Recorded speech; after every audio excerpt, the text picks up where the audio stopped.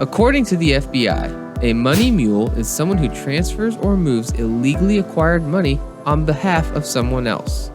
Now, most people will probably think they would never do this, but there are two types of money mules: those that know they are committing a crime, and the ones that have no idea they are doing something illegal. The problem is, this is a crime whether you know it or not. You can be prosecuted and incarcerated with federal charges ranging from mail fraud, wire fraud, bank fraud, money laundering, and identity theft.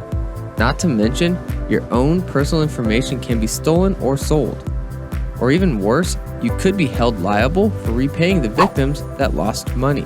If you're doing this intentionally, you probably aren't too worried about the risks.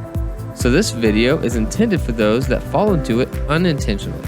Most of the unknowing victims have been solicited online through things like romance scams and phony job offers. After being lured in by these internet schemes, the fraudster will typically ask these people to use their personal bank accounts, or in some cases, open up other bank accounts to receive money from people they don't even know.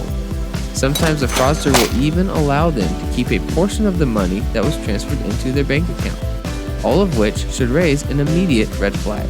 The remaining money is then sent out via wire transfer, ACH, mail, or a money service business such as Western Union. Criminals use this type of money laundering as a way to cover their tracks. It makes it very difficult for law enforcement to track the money trail. In general, be mindful of any unsolicited email or social media message that is offering easy money, and always be cautious of a virtual romantic relationship with an individual you've never met in person that asks you to transfer money. If you happen to fall victim to one of these malicious schemes, stop all communication with that suspect and terminate any money transfer requests immediately.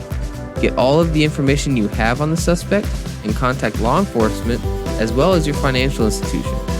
It is also helpful to report the suspicious activity to the FBI at www.ic3.gov.